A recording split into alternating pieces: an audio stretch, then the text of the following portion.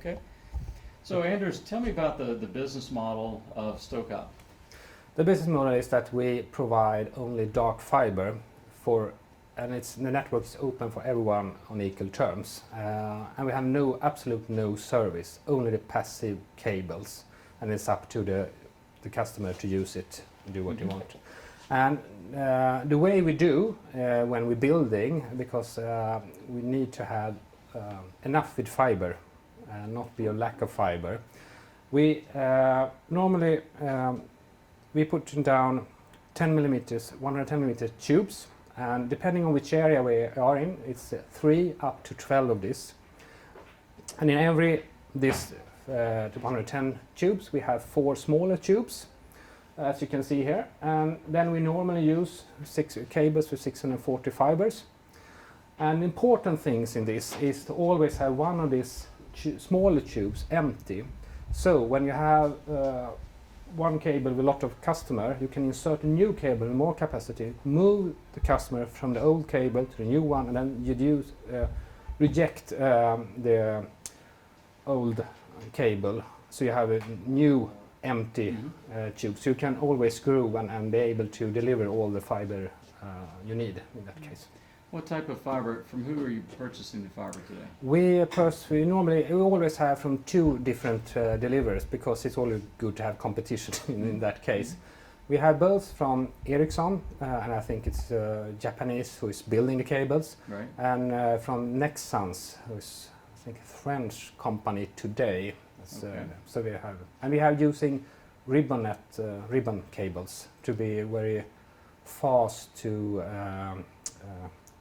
splicing and connecting this. Is all this underground, or is it also aerial? No, it's only underground, because we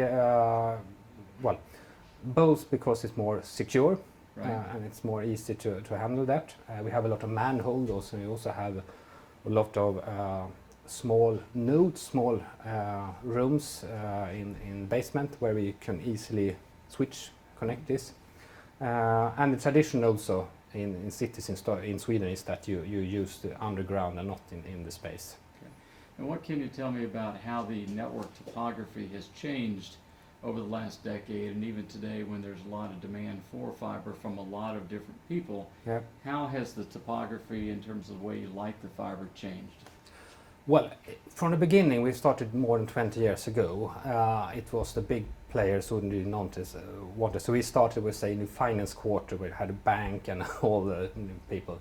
And then we quite early spread out in the region, because both the bank and, for example, one important customer in the beginning was the hospital, who need to connect all the hospital in the region.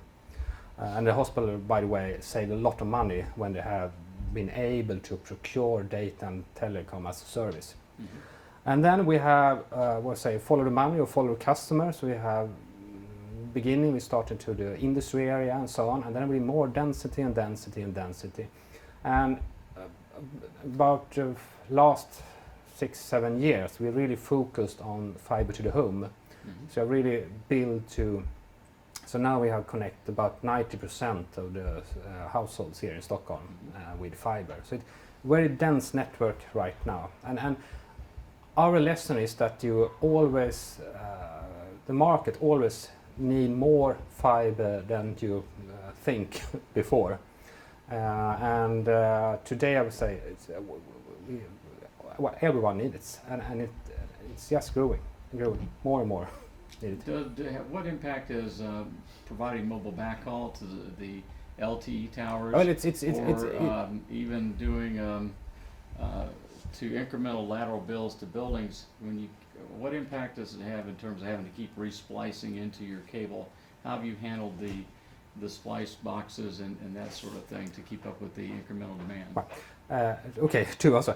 For first thing is that the mobile is very good for fiber business, because especially when you talk about LTE, 4G, every basin need fiber connection because to handle all the capacity. So it's really, really good. It's very quite easy. When we pass the house, we're not splicing up the whole cable. We could splice, because it's ribbon, we can splice up and take a ribbon of 4 or 8 fiber and take it in the buildings and so on. So it's quite easy to handle all this, and it's, I would say, it's no really problem. And today, when we have not connect all buildings, but major part of the buildings, it's very easy to very fast making this connection from A to B that you need. So have quite short delivery time on that. Okay, thank you. I think that's a good cutting point. Yep. Okay, yeah, then I can still have it. yeah, we may have another slide.